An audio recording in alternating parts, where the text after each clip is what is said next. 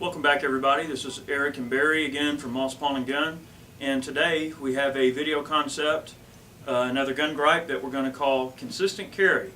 And the whole point of this video is we're going to lay out our opinions and experiences that relate to everyday carry and the types of guns that are suitable and some that are not suitable for everyday carry, and basically our reasoning behind these choices.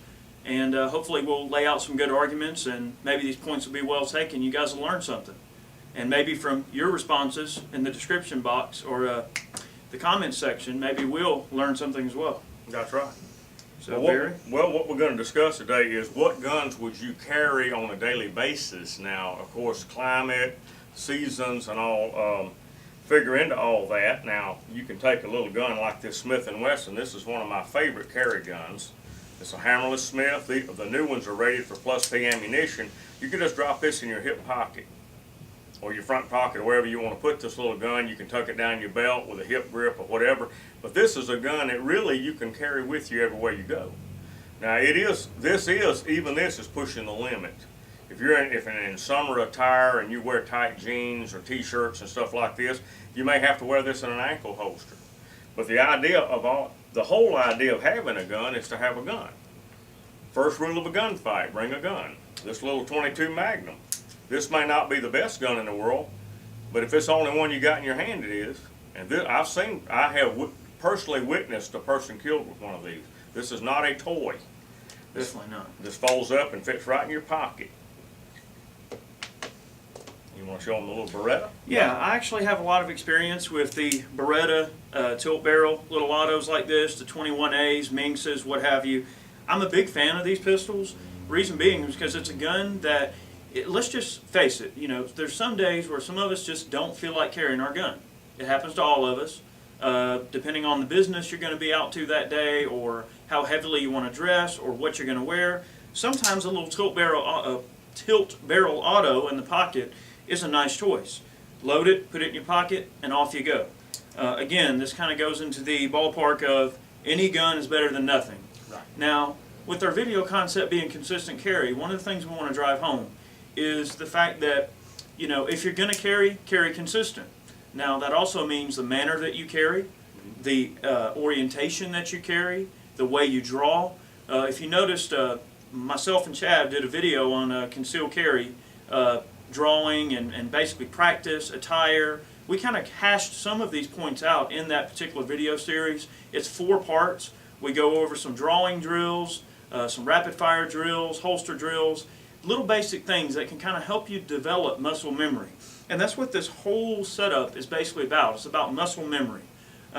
Carrying the same way every day and developing the muscle memory to where no matter what, if you're incapacitated to some degree, if you can't see, you can reach, grab the gun, you know where the controls are, you know where the gun's always going to be, and the condition that you carry that gun in. So all of those things are important. In a gunfight, in a defensive scenario, you're not going to have time to think if, did I put a round in the chamber? Is the safety on or off? Is it in this holster? Is it in that holster? You're not going to gain anything by carrying like, okay, one day I'm going to carry in my pocket. The other day I'm going to carry, inside the waistband and the small of the back. One day I'm going to carry in a drop leg holster. The other day I'm going to carry in an ankle holster. You don't really gain anything by changing it up so much. You got to stick with something that works and practice with it. Mm-hmm. So again, the little tilt barrel autos are a great option if you just want to throw a gun in your pocket and just to have some heat on you. Now, I've also witnessed guys walking around. This is a burst of 380. Got a hammer drop safety. I've seen a lot of guys walking around with their magazine like that. They don't realize that they bumped the button. I've seen a lot of guys, especially, I used to carry a Browning high power like that. And if you carry it real close to your side, you'll go to pull your gun out, and when you shoot, the magazine falls out. But I've seen that over and over and over. I've even seen police officers with a magazine hanging out of their Glock like that. Mm-hmm. That's something you have to watch out about these automatics too. Now, this gun is always ready. There's only one way to carry this hammerless gun. It's fully loaded and ready to go at all times. So all you have to do is pull it out and pull the trigger. That's why people cling to revolvers. You better believe it. And they're still going to cling. A revolver will never go away because of its dependability and its simplicity. And I tell you, I grew up shooting revolvers. It was probably one of the first handheld guns in terms of, you know, handgun that I was ever introduced to. I grew up shooting Model 66, and I grew up shooting the Colt Lawman Mark III, which is basically a cheaper version of the Python, which of course, you know, the Colt Python's a wonderful gun. But I got it where I could shoot that gun pretty good. Revolvers really will give you a good amount of combat potential if you know how to use them. So again, it goes back to consistent carry. If you're going to carry a revolver, great. But make sure your master of arms on a revolver is impeccable.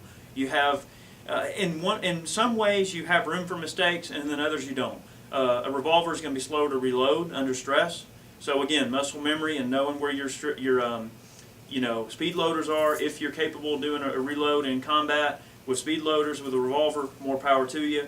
Most of us, you know, it's kind of one of those things. You don't have as much firepower, but it's very reliable. So, you know, that's a decision. It evens itself out. It does even out.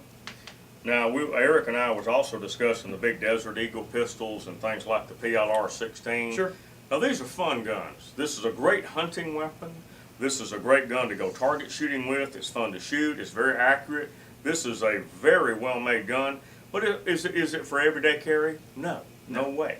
There's no way the average person will carry that gun on a regular basis for defense, obviously. People I've known have bought a big gun before, even a 1911, full-weight 1911, they carry it for a while and they love it, and then all of a sudden they say, well, I don't know what I want to carry that big piece of iron today, so they go without it. Right. And like everything else in life, when you need it the most, you're not going to have it. So That's right. This is a fun gun. Now, the PLR-16, Eric's going to explain that to you, but this is a wonderful self-defense weapon for your house. It's a great gun to carry in your truck or car. That's right, and one of the things that I've always been an advocate of and a proponent for with carry, you know, everyday carry, not only carrying on your person, but I believe in carrying a firearm in your car everywhere you go. Now, of course, there's different laws in different states, municipalities, what have you, local ordinances, whatnot, that may prevent or, you know, regulate the way you carry a loaded gun in your car. But here in Georgia, the laws are relatively laid back with that sort of thing. I like having a truck gun. Now here in Georgia, anything like this is considered a pistol. So this PLR-16 fires a rifle cartridge, feeds from a regular AR-15 magazine, but under state law, this is considered a handgun. So that means I can have this with a 100-round Beta if I want, loaded, ready to go in my car, and it's considered a pistol. So, you know, like, yeah, I know you guys saw the review that I did on the M92 PAP, the little 7.62 by 39 AK pistol. I carry that thing in my car everywhere I go with like 6 mags, because you just never know when you have to get out of trouble. And you see all these, you know, this is a touchy thing I'm bringing up, but you see these instances where police officers get killed in the line of duty, okay? They get shot, whatever happens to them, you know, something happens. You know, and I know here in Georgia we've had officers that have fallen, that have, you know, died in gunfights, okay? And I hate to say it, it happens, people. I mean, our cops get hurt. They put their lives on the line every day for us, for you, and, you know, those guys have a really tough job. But let's face it, you know, something like a truck gun, if a situation is going to get hairy, that's the whole idea of like the police officer having, say, a patrol rifle. Something that if they really feel like they need the extra firepower to have an M4, a small M4 that they can reach and grab, and they know that they've got that extra firepower. And when the bad guys are ruthless and they're not going to, you know, they're not going to play by the rules, that levels the playing field. And that's the whole point of a truck gun, because you never know when you're going to see yourself in a situation where you need some real firepower that can, you know, a pistol that can shoot 200 or 300 yards with accuracy. Well, I know a lot of police officers on Clayton County Police Department, Sheriff's Department, and also Atlanta PD, and 99% of them advocate citizens having a gun. Absolutely. You can use, yeah, this gun might be used by some evil person to take a life, but think of how many lives might be saved by a lawful individual with this gun.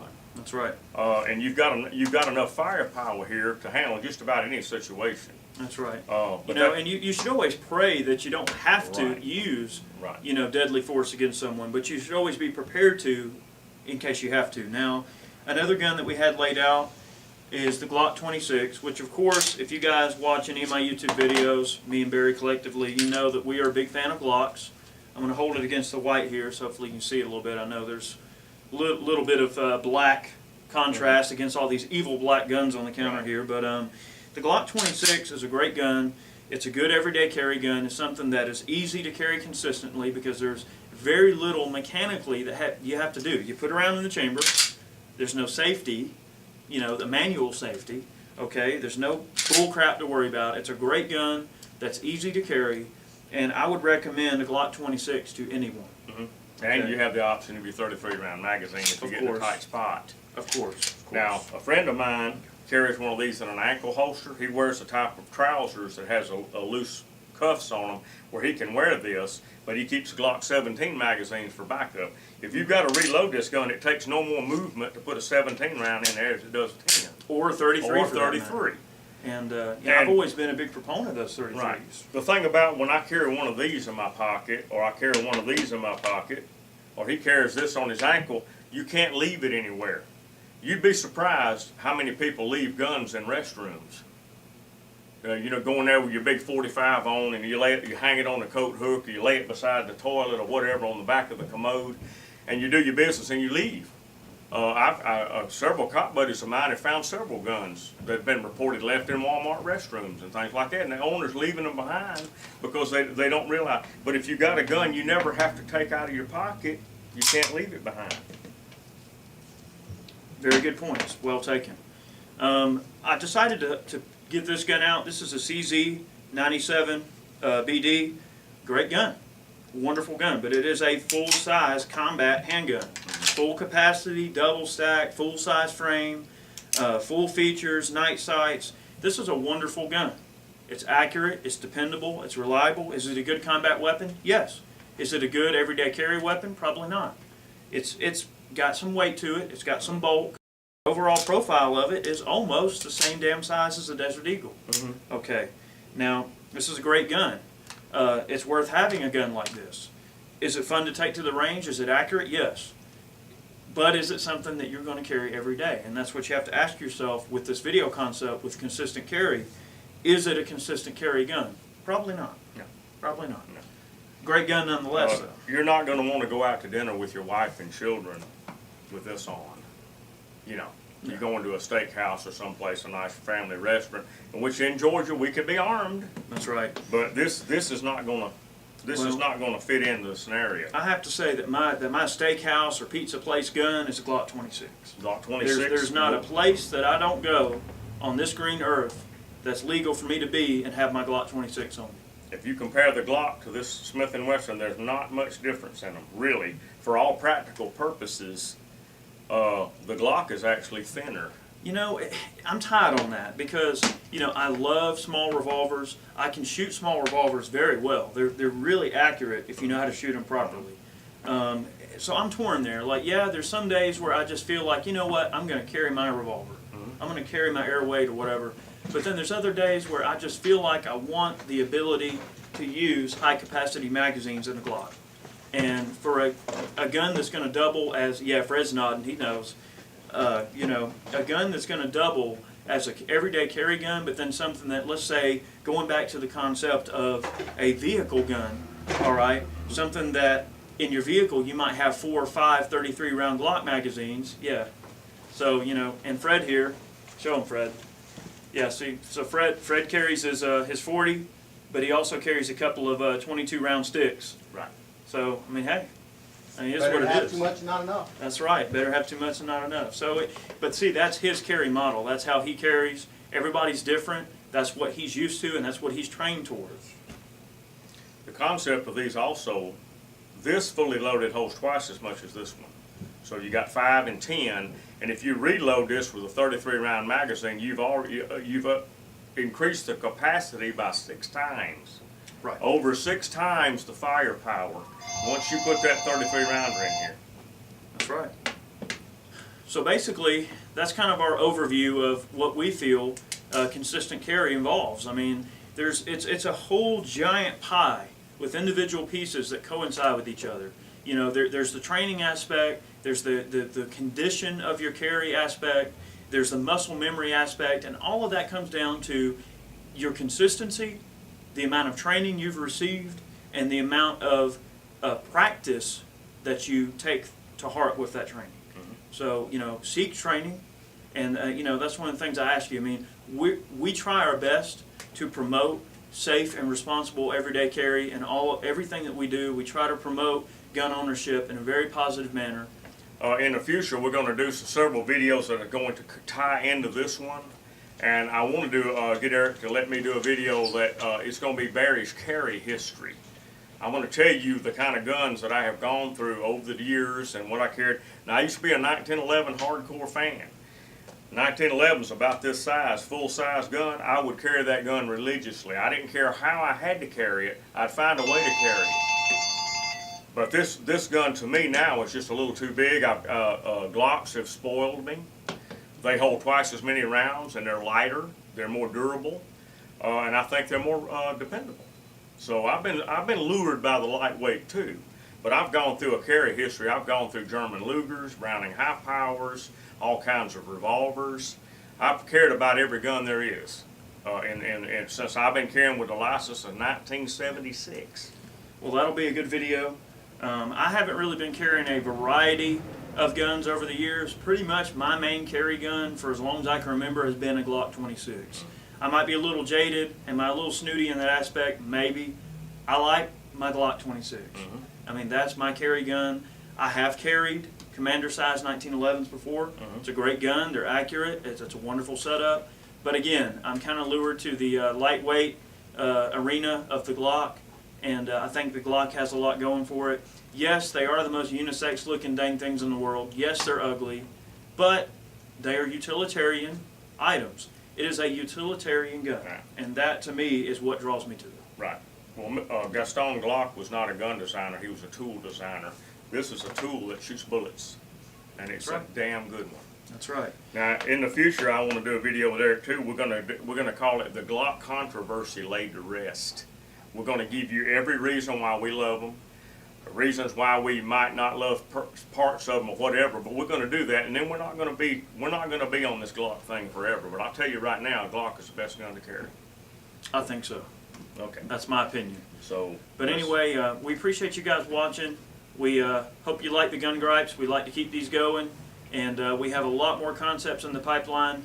Yes, we do have more firearms facts on the way. I know that series has kind of dropped off a bit. We've been very busy with some big projects in the works that are really going to equate to some awesome things for you guys that you're going to be very happy with. We do have just some cool things in the pipeline you guys are going to love. We're actually going out to the Piedmont, Alabama shoot tomorrow. If you're coming, come on out, shoot some guns, and of course we'll have plenty of footage from that trip. And we appreciate y'all watching, and hope you tune in for our next videos. And hopefully Monday when Eric gets back, or Tuesday, we can do another video. We'll get back on the gun facts thing. We're going to start doing some down-home type of videos that's going to have a lot of information that I think you're going to enjoy. Yep. So let's wrap it up for this week. Yep. And y'all come back and see us? Definitely. More gunsmithing stuff in the pipeline. We do want to keep the FAQ videos going. I know those kind of slowed down for a while. We have plenty of frequently asked questions, and we will make videos to address those questions. Just bear with us. All right. Y'all have a good evening now. Have a good one. Bye-bye.